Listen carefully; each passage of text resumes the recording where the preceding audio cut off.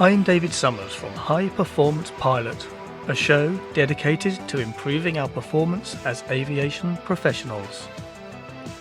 To do that, I'll use the core competency matrix and the behaviours contained within it. The skills, the knowledge, and the attitudes.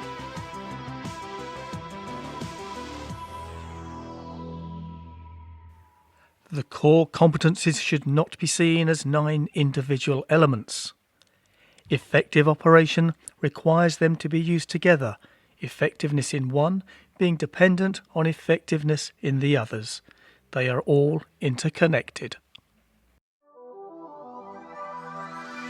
Hello again, welcome back to the show. In this episode, we're going to explore the behaviour of creates an atmosphere of open communication and participation. A behaviour within the competency of leadership and teamwork. So let's set the scene. Effective leadership and teamwork is the starting point for the core competency matrix. It is supported by good knowledge and effective communication. Without proficient leadership and teamwork, the whole matrix just falls apart. Within leadership and teamwork, creating an atmosphere of open communication and participation is an essential behaviour. Without it, there just is no effective team, just team members being told what to do. So let's get started with what it is.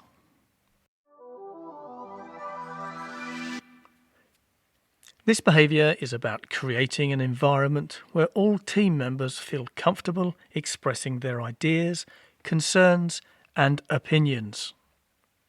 It involves encouraging collaboration, active listening, and valuing all perspectives.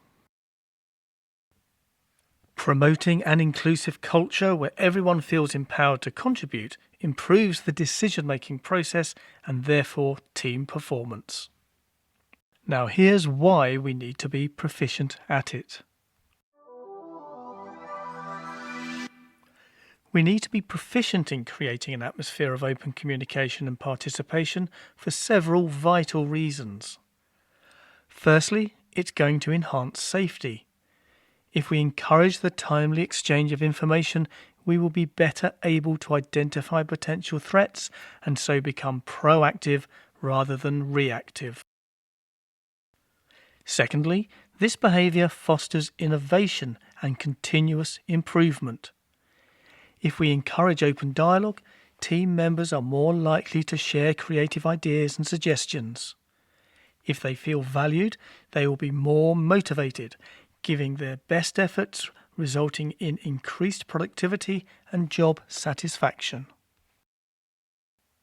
Thirdly, it builds trust among team members, promoting transparency and reducing conflicts and misunderstandings.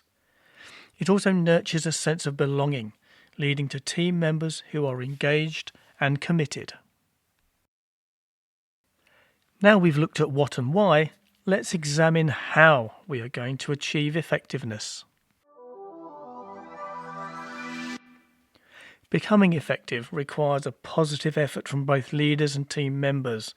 We need to practice, so here is how we can do that. First off, we must lead by example. Put simply, whether we are a leader or team member, we should act in the way we expect others to behave. We should actively listen, encourage diverse opinions, and provide constructive feedback. We should demonstrate openness and inclusivity and set the tone for the entire team. Second, we need to establish psychological safety. So, we must ensure we create an environment where everyone feels safe to express their thoughts without fear of judgment or reprisal. Just be respectful of other team members' opinion. Encourage questioning and input, and acknowledge contributions made by others. Thirdly, promote active listening. As a leader or team member, we should practice active listening which involves giving our full attention to the speaker, seeking clarification when needed, and responding empathetically. This will help foster understanding, encourage dialogue, and help build stronger relationships within the team. Number 4, encourage collaboration. As leaders, we must encourage and promote participation in the planning and decision-making process. An ideal opportunity to do this is during our briefings, something we are constantly performing before, during, and post-flight. Number 5, embrace differences. Valuing different perspectives and experiences is key to creating an inclusive atmosphere. We should actively seek input from other team members. Hopefully, they will have different ideas and different perspectives. This will make us think, broaden our mindset and knowledge. Ultimately, this will lead to better quality decisions. Remember, collaboration and listening to other team members' ideas and opinions is an indicator of strong, not weak, leadership. Our industry has now moved to a threat and error management model, where we seek to operate with knowledge of the threats involved in our operation and therefore allow us to avoid or mitigate them. Let's take a moment now to consider the threats we can avoid if we become effective at creating an atmosphere of open communication and participation. First off, communication breakdown. When open communication is lacking, vital information may be withheld or misinterpreted. This will lead to errors, delays, or misunderstandings. This compromises safety and disrupts operational efficiency. Second, we have the silo mentality. Without an inclusive environment, team members might focus on their own tasks and interests. This hampers collaboration, prevents knowledge sharing, and stifles innovation. Next, lack of trust. In an environment where open communication is not encouraged, trust among team members erodes. This can lead to increased conflicts, reduced cooperation, and a toxic work atmosphere. Next, missed opportunities. When individuals are hesitant to speak up or contribute their ideas, valuable information and ideas are lost. Opportunities for improvement or innovation will also be lost. Effectiveness will be limited. There is no example that better illustrates the behaviour of creates an atmosphere of open communication and participation than the briefing. It is an integral part of our operational day that relies heavily on the competencies of leadership and teamwork and communication, and in particular the behaviour we are discussing today. We brief before flight, before takeoff, and before approach and landing. We brief during non-normal and emergency situations. Being effective in today's behaviour during briefing increases situational awareness. By fostering open communication and participation, we ensure exchange of vital information, share observations, and collectively assess situations. This promotes a comprehensive awareness of the flight environment and allows for proactive adjustments to unexpected events. Promotes effective crew coordination. Open communication facilitates the creation of shared mental models. Each crew member understands what is planned, what to expect, what to monitor, allowing for efficient operations. Being effective in this behaviour promotes safety. An open communication environment during briefing is crucial for effective threat and error management and risk mitigation.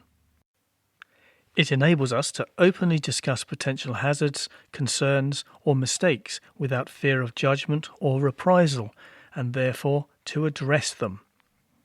This proactive approach helps prevent accidents and enhances overall flight safety. promotes team building and trust.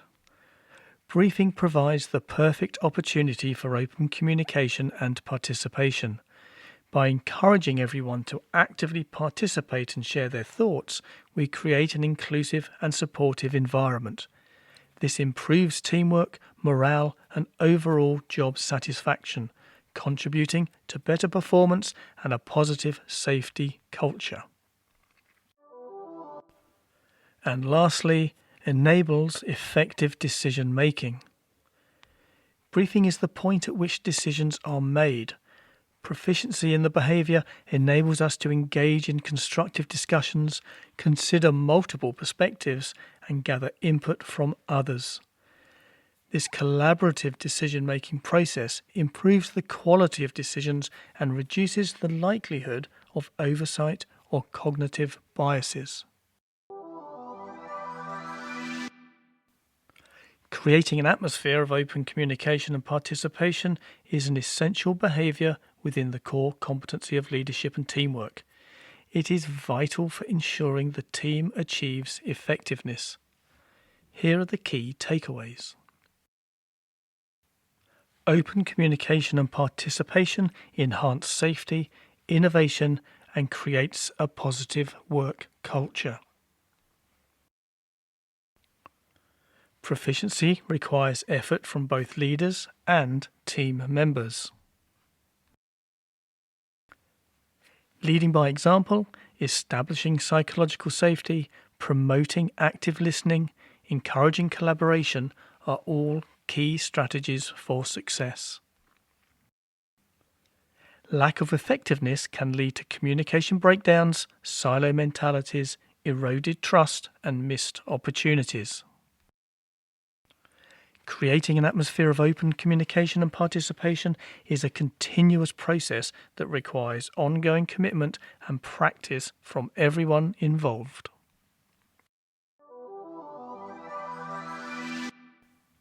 This week's golden takeaway is about briefing the go-around, a manoeuvre that requires proficiency in workload management, communication, and flight path management.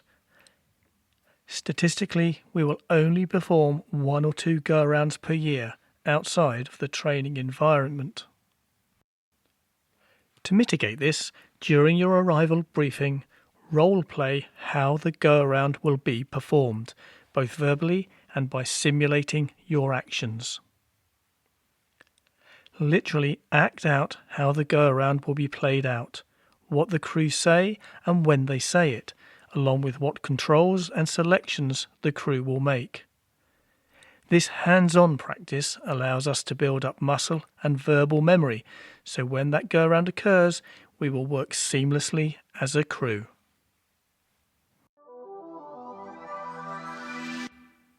So there you have it, creating an atmosphere of open communication and participation, a behaviour from the competency of leadership and teamwork. I hope you found it useful, that you've heard something you can put into practice the next time you operate. These podcasts have an ultimate aim: to stimulate interest in the core competencies and inspire you to seek them out and apply them to further improve your effectiveness as a pilot. High Performance Pilot. Each week, one behaviour from one competency. We will break it down and provide tips and advice on how to make it a strength in your toolkit. Join me next week. If you wish to contribute or provide any feedback or ask a question, please email me at david@sim2sky.com.